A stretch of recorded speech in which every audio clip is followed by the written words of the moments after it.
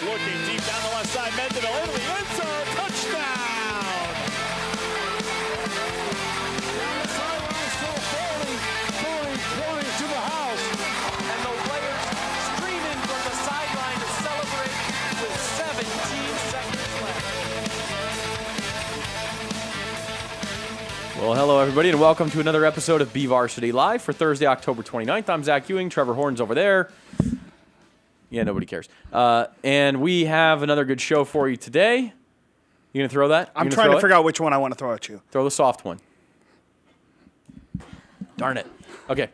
I had a chance with both hands there.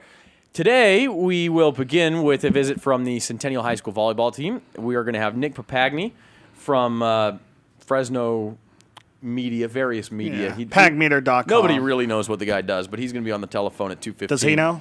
He knows. Okay. No. What does he know what he does? I doubt it. Yeah. And then at 2:30, we're going to get into our football predictions. But first, we will welcome one of the very finest volleyball teams in the Central Section, the Centennial Golden Hawks, Coach LACEY COPPOLO, Addie Peters, REECE STEVENSON. Welcome. Thanks for being here. Thank you for having us. And we have seen these guys a few times on BVarsity Live, actually twice, I think. And I'm surprised that there are no like white hairs because they were both like the Independence match. You guys won. So the fifth game, everybody knows, a race to 15 points. Well, it went to 26. Is that right? 26-24. Yeah, and then still and then the only one that Liberty. I've ever seen where a fifth set goes to a full match. No, it's unbelievable. Never It's seen it unbelievable. before, and I don't know if I will. And then Liberty a couple of weeks later, which you guys ended up on the wrong side of that kind of coin flip, and that was another five-setter that went 15-12, I think, in the fifth set. So, I mean, really unbelievable matches, and you guys are 23-5 overall. You're 6-1 in the Southwest Yosemite League with only that loss to Liberty. You get another crack at them on Tuesday. Tonight you play Bakersfield High, right? Yeah, and so a chance to get the 7-1 in the league. Let's talk a little bit about how the season's going. Coach, we'll start with you. This is your first year at Centennial. Your mom has spent a little bit of time there, and I know you have too. Brooke She's Roberts, familiar with the place. Of course, the legendary volleyball coach at Centennial. Now that we're sort of deep into year one, what has the transition been like for you, and does it feel like home? Oh, it feels like home. It's been absolutely incredible. Just coming back on that campus, everybody's so welcoming. I'm also a school counselor on campus, so I'm there full time. Then to be in that gym with these girls every day, it's just a dream come true. And I know you enjoyed your year at Garces as well, but that was sort of that awkward year where it feels strange not to go into Centennial's gym 4 times a week, right? Yeah, it was different. It was a good year, though. It was a positive experience for me. But, walking back into Centennial, though, and being there every day, like you said, it's definitely home for our whole family. And you guys are upperclassmen, so you got to experience Brooke Roberts coaching, and now back another member of the Roberts clan. What was it like, Addie, having Coach COPPOLO come back in? It was pretty awesome. We were all really excited. It's nice that all of our coaches are back from sophomore year. That's definitely one of the best parts, and we're all really close this year. So it's been really great.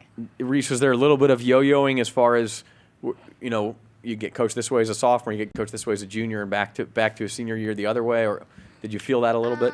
No, I think every year, it's just been so good, and all 4 years have just been great with coaches each year. But last year was a down one by Centennial standards. Did you expect to be back at this level, Coach, to be 23-5 and in the discussion for a number 1 seed and all those things? You know what?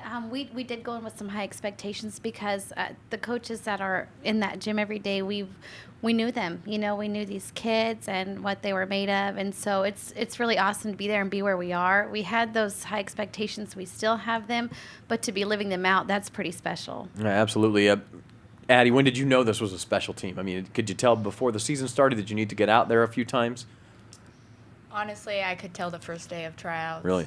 Everyone was comfortable with each other already.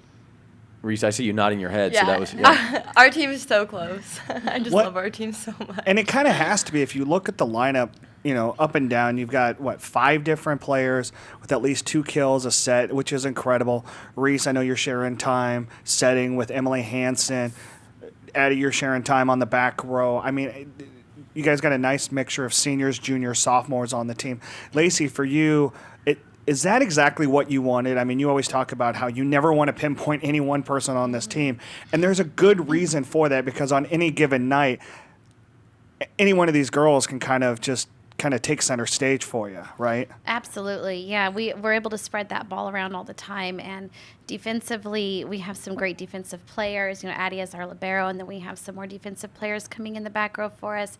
And just with that front row, I mean, it's incredible just to be able to spread it around. And really, we don't have to just put some pressure on one player. It's really nice to be able to just mix it up a lot out there. And you just never know what you're going to get any night, really. It's not like one player is dominant over any player. It changes all the time. Reese, as a setter, I'm curious what that's like for you, because if you were setting for Independence, if the game's on the line, you're setting destiny. Not destiny. Bree. Yes. Yeah. And if you're Liberty setter, you're probably setting Brooklyn. Yes. You don't really have that one person who she's definitely getting the ball in Centennial. Does that make it harder in that time, or do you just read the defense and go wherever the ball needs to go? I mean, what is that like for you? I think having everyone, like, to be able to set anyone on the court, just like, oh my gosh, I don't even know how to, like, explain this. It doesn't, like, oh my gosh. Do you pick and choose, or do you just go with the right angle and know that somebody's going to be there? I read the other team's offense if I beat the setter, or, like, the middle or the setter. Wherever they go, I go the opposite way of them. So my hitter has one block. But if the middle stays, I just see who's, like, calling the ball, and, like, I'll just set one of them.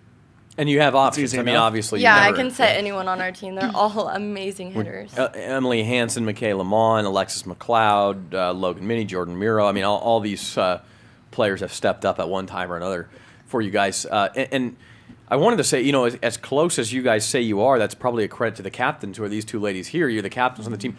But you make it sound like it was almost an easy job. Like, Addie, I mean, you walked in and everybody sort of got along. And what is your leadership role like on the team? It's pretty easy. I mean, the whole team listens to whatever we say. So because you walk around in Birkenstocks, they have to. Exactly, you have to. Now they all wear Birkenstocks. There you go. The whole team has Trendsetters. I do have a question for you as captains, though. The Liberty game, we noticed whichever team was on the right side of the net from where we were won every game. In the fifth set, obviously, you won the toss, I think, and you chose that side of the net. Do you think about that, or you're just trying to be where you're comfortable? I mean, did it occur to you that the same team had won every Is that away from the? That's on the actually opposite side of the realized student that. section too, right? Yes, Yeah. but I realized every time we were on that side of the court, like, that team had won. So I was like, they won the toss and they picked serve, obviously. So I was like, well, we want that side of the court then. Right. So- It didn't work out, but that was the strategy. Yes.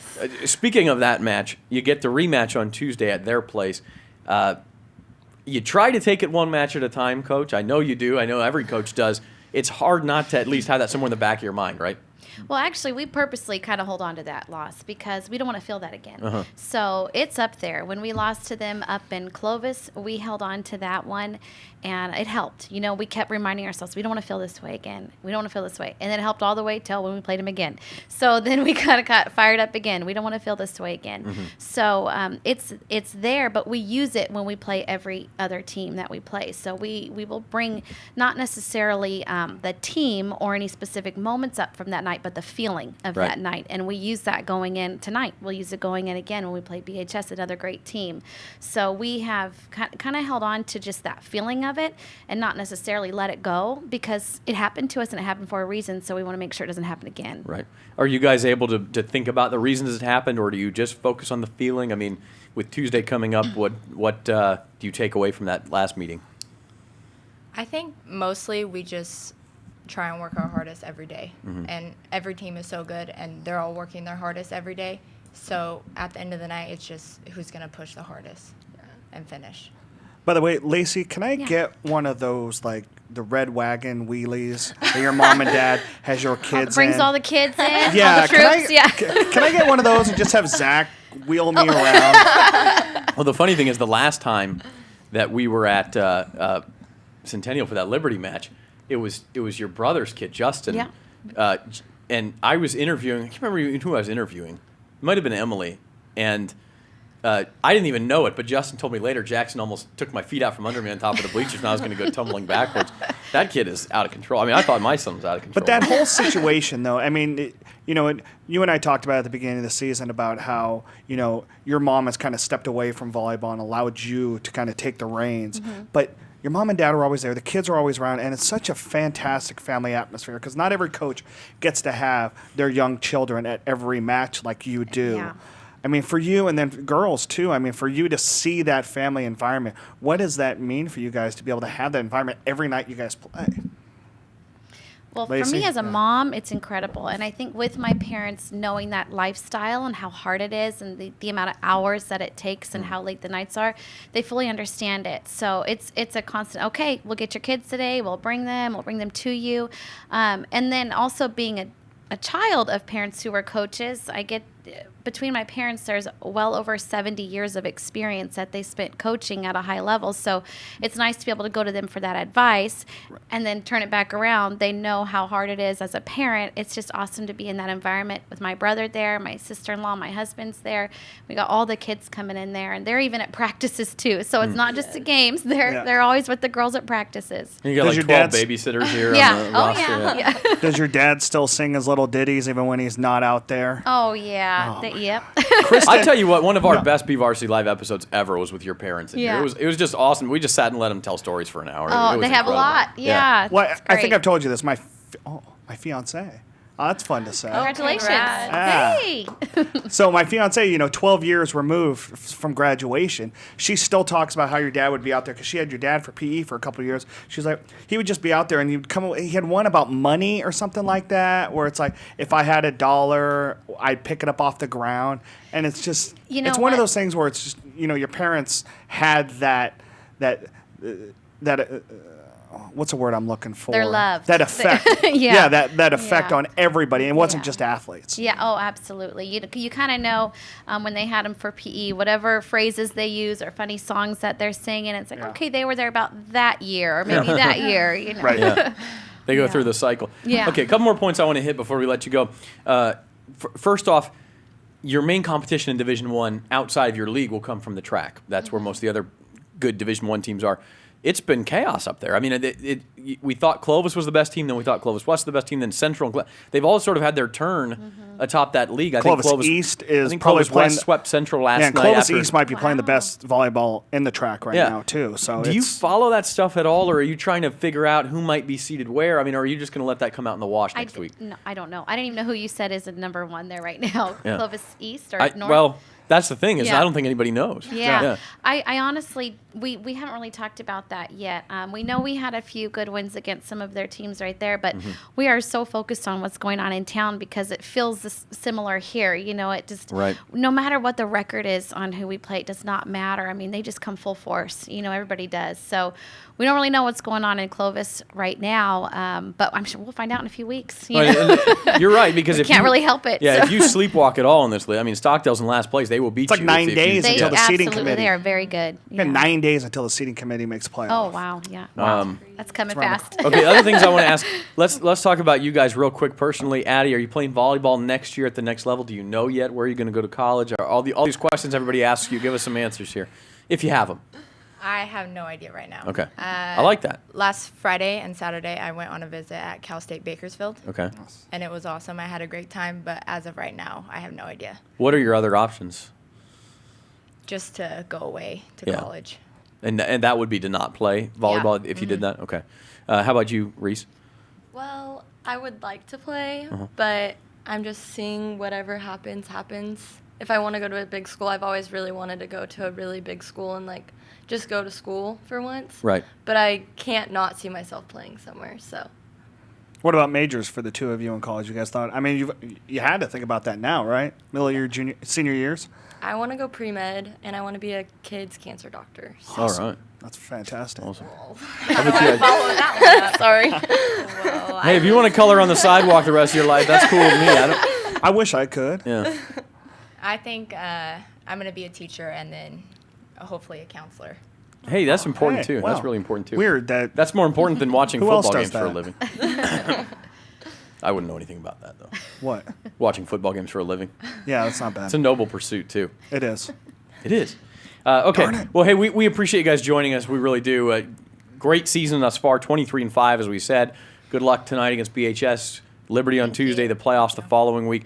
Lacey Coppolo, Addie Peters, and Reese Stevenson, Centennial Volleyball. Thanks, guys. Thank you for having us. We appreciate it, and we'll be right back on BVarsity Live. Nick Papagni of thepagmeter.com and all sorts of other things coming up next.